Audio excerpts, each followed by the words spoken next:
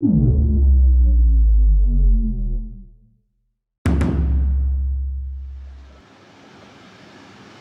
い、八神です。今回はですね、吸収学シリーズで、姿勢学というものをね、やっていこうと思います。姿勢についてですけれども、これはモデルさんね、縛りを受ける人、それから縛る人、どちらもね、役に立つことなので、ぜひぜひ、学んでみてください。とってもね、いろんな流派、いろんなグループがあると思うんですけど、最初のうちはね、これを守った方がいいでしょう。リスクが、少ない。で効果が高いというのが非常に大きいポイントなので、ぜひぜひ、見て、やってみてください。でね、今日はね、一人じゃないんですね。そうなんです。モデルさんをお願いしましたんでね、ちょっとモデルさん招き入れたいと思います。まだ名前はありませんみたいなね、ところでいきますけど、どうぞ、こちらにね、お越しいただいて、ありがとうございます。ありがとうございます。ありがとうございます。ようこそお越しくださいました。どうもありがとうございます。なんだおいってね、ここからね始めていきますけれどもね、早速なんですけれども、姿勢三原則ですね。その1、まず背筋を伸ばすってことですね。猫背ダメよってことです。はい、ちょっとね分かりやすく横向いてやってもらいましょう。ちょっとね横を向いて、そう、ちょっと前来てもらっていいですか。はい、ありがとうございます。で、猫背、そう、いわゆる背筋が曲がっている状態ですね。これと、はい、ではですね、胸を張ってみてください。ズズン。そう、こうね、まっすぐしている状態。これの何が違うかってことなんですけど、はい。で、わかりやすくですね、物を使ってやってみましょう。はい。じゃじゃん。どこのご家庭にでもあるであろう、帯です。あるかどうかはわかりませんが、これをね使ってちょっとやってみようと思います。どういうことかというと、まずよいしょ、ちょっと前行ってもらっていいですか。はい、ありがとうございます。じゃあ、はい、まず猫背、ズズン。猫背の状態で、例えば、はい、メジャーみたいにね、ぴったりしました。ぴったりしました。はい、もうぴったりです。それはぴったり。ここで一回結ばっちゃいましょうね。どういうことかっていうね。よいしょよいしょ、ぴったり作りました。はい、ぴったりです。もう隙がないぐらいで、この状態ではですね、胸を張ってみてください。余裕ができてるの分かります？はい、猫背になってください。猫背だとこうぴったり、もう余裕がないですね。もうぴったりです。では背筋を伸ばしてみてください。で、伸ばした時に余裕ができるんですね。これだけ。こんなある、こんな。そう、これぐらい余裕があるので、つまりですね、人の体というのは猫背になると、広背筋ね、そしてこの肩甲骨が前に出て体が大きくなります。で、逆に背筋を伸ばすと肩甲骨が内側に入って体が少し小さくなります。なので、例えば、猫背のまんま縛っていくと、姿勢をね、例えばつる時とかに必ず背中を取ってやりますから、そうすると結局こういう形になりますよね。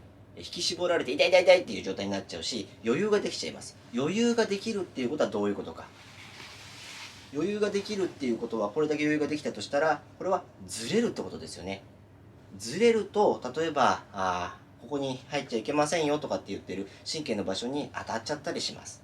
なので一番最初っていうのは、まず姿勢をまっすぐに、ね、背筋を伸ばして胸を張る、ね、これが大事です。でもちろんね、一回猫背になってみてください。こうやって猫背のまんま縛ったり、する場合もあるんですけど、それは上級者になってからですね。まずは、背筋をしっかり伸ばす、ね、ここから始めていきましょう。で、そして、2番目、ドゥドゥン、ね、2番目なんですけど、ちょっと後ろ向いてもらっていいですか。はい。で、2番目は、肘ですね。例えば手をね、後ろで組んでみてください。もう自由に何でもいいです。何でもいいです。そう、真ん中ね、こう組んでみて、こう。そうそうそう、はい。で、よいしょ。よいしょ。こらしょ。はい。例えばね、手を組んだ時なんですけど、よくありがちなパターンで、この肘、ね、肩の直線から肘が出ると怪我をするってことを覚えてください。肩の直線よりも、肘は内側である方が怪我をしにくいです。こうやってやりますね。ここの直線、つまりこの直線ですね。この直線。この直線を肘が超えてしまうと怪我しやすいです。どういうことかっていうと、よいしょ。例えばこうやってぴったり縛ったとしますね。こうやって縛ったとしましょう。で、これで肘が超えると、分かりますかね、食い込んでるの。そう、つまり圧力が大きくなっちゃうんですね。なので、怪我しやすいです。だから必ず内側、ほら緩んだ。ね。全然余裕ができるわけですよ。でも、これをこうやって貼っちゃうと、もうパツパツになっちゃう。ね。これがダメってことね。これはダメ。NG ですよ。なので、必ず、肩の直線よりも肘が内側であること。ね。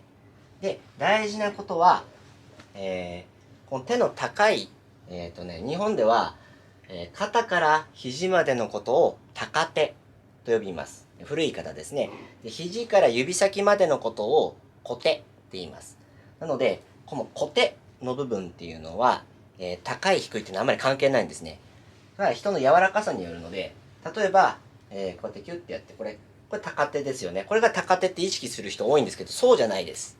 はい。これは高手なわけじゃないですね。高手っていうのはここの部分の名称なので、小手の位置が高いだけなんですね。これが高かろうが、普通ぐらいだろうが、下だろうが、関係ないです。よく見てください。ここのね、肩から肘までをよく見ると、ほら、位置移動してないでしょ。わかりますね。でも、これが例えば、上がったけど、全然出ちゃってる。これダメですね。ここまで行くけど、出ちゃってる。これダメですね。ここまで行くけど、出ちゃってる。これダメですね。なので、肘から指先までの状態がどうのこうのではなくて、一番見なきゃいけないのは、肩から肘までの関係性ですね。これがしっかり、肘が肩よりも内側に来てるかどうかです。なので、例えば、高い位置だと出てしまう。じゃあもっと下げましょう。ね。でもこの位置でも出てしまう。じゃあもっと下げましょう。これでも出てしまう。もっと下げましょう。ね。縛りを、縛りにモデルさんを合わせるんじゃなくて、モデルさんに縛りを合わせてください。はい。ということですね。で、よいしょ。よいしょ。例えば、まあ大体ね、これぐらい。よいしょ。これぐらい。そうすると、内側になってますね。肩が越えないように、ね、肩の線を肘が越えないようにしてください。そして、3つ目。よくありがちなパターンですね。手の内側と内側を合わせて、で、肘を持っちゃう。ね。これやめてください。肘をこうやって掴んでしまうと、もうこれ以上内側に行きませんね。はい。そうなんです。そう、肘を掴んでしまうと、これ以上内側に行かないので、ここでロックされちゃう。そうすると、圧力が加わった時に圧力の逃げ場がなくなってきます。そうするとやはり怪我しやすいです。そして、この持ってる状態でこういかないでしょ。いかないから、どういうことかというと、持っちゃうとね、力を込めやすいんです。何かあった時に。刺激が何かあった時に、握りやすい。力が込めやすい。うん。ひらひらしたもの、リラックスした状態だと、ハサミを入れても簡単に切れないですね。ところが、こう、パンと張ってる状態だったら、ハサミ入れれば簡単に切れますね。それと同じで、人の体も、筋肉傷つきやすくなっちゃいます。なので、持つということをまずやめるってことですね。はい。手を持たない。自分の手を持たない。うん。で、これってすごい難しいんですけど、一長一短です。内側と内側を合わせると、血は止まりにくい。だけど神経は痺れやすい。はい。そして、じゃあどうしたらいいかっていうと、うちでよくやってるのは、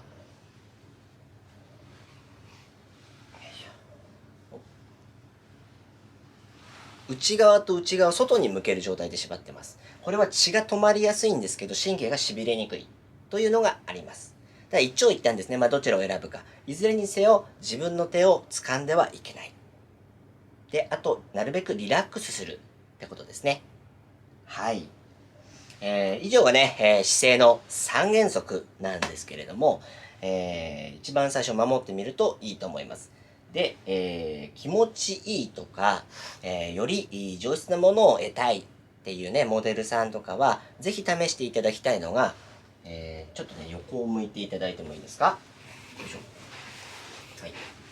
背筋をね、曲げてしまうと、快楽って受け取りにくいんですよ。うん。なんでかっていうと、ちょっと四つん這いになっていただいてもよろしいですか？すいませんね、ありがとうございます。ご協力感謝いたします。四つん這いになった時に、背中丸めてみてください。こう丸める状態。犬でも猫でもそうですけど、こういう状態ってどういう時ですか？そう。ね、自分を守る時。例えば、戦う時とか、あるいはね、もうちょっとこう縮こまっていいですよ、こうキュッと。そうそうそうそう。こういうのって、で、背中丸めてみる。これ威嚇したりするとき猫こういうのやると、シャーっつってね。うん。自分を守るときに、だいたい背中を丸めます。なので、はい。背中をね、こう伸ばす状態。これって、自然ですよね。人間ももともと四足歩行ですから、すごい自然なんですよ。で、自然で、なおかつ、背中を伸ばす状態っていうのは自然。そして、こういう状態。よっ。そう。背中を伸ばしている状態って、犬でも猫でも、よしよしよしよしよしよしよしってやるでしょ？ねえ、すとにゃごろにゃごろみたいな。うん。心を開いたりとか、気持ちよさを受け取る、そういう表現をするときって背中伸びるんです。基本的に。なので、気持ちよさを、より受け取りたいとか、もっとね、気持ちよくなりたいっていう人の場合は、気持ちいいと思った時に、いろんな、感情がね、襲ってくると思います。で、わからないものに対して人は恐怖を抱くので、怖いとかってなって、思わず防衛本能で身を縮めてしまうとか、行きそうになったけど、でもその行くのが怖かったりして、こう縮こまったりすることが多いですけど、ぜひ、腰を伸ばしてください。うん。こっちの方がはるかに気持ちよくなれます。はい。で、その時に、モデルさんこれを知ってる人は自分で実践ができますけど、縛る人、ね、それを教えてあげてください。うん。縛る時に、背筋を伸ばし、胸を開き、手を持たずに、肘は肩よりも内側。っていうことで、ずっと教えてあげてください。そうすると、怪我のリスクも減りますし、何よりも、気持ちよさっていうのが、倍になります。うん。これすごい大事なことなので、ぜひぜひ覚えてください。思います。では、前向いていただいて、よいしょ。はい。ということでね、今日は姿勢三原則について、ちょっと解説させていただきました。いかがだったでしょうか？ほとんど縛りの経験がない方なので、本当にね、すごいナチュラルな反応で、どうしたらいいかっていうところもあったと思いますけど、それでもね、どうですか、実感として背中をやっぱ伸ばしてた方がいい？うん、いいと思います。うん、こういうね、すごい正直な意見っていうのがね、聞けてね、非常にいいかなというふうに思います。まだまだね、いろいろあるんですけれども、まず基本的な基礎の基礎ということで、解説させていただきました。またですね、こんなの教えてくださいとか、ご要望ありましたらコメント欄によろしくお願いします。で、皆様にね、毎回言うことですけれども、拡散していただいて、再生回数伸ばしていただいて、何よりもチャンネル登録と高評価ボタンをよろしくお願いします。それでは、八神でした。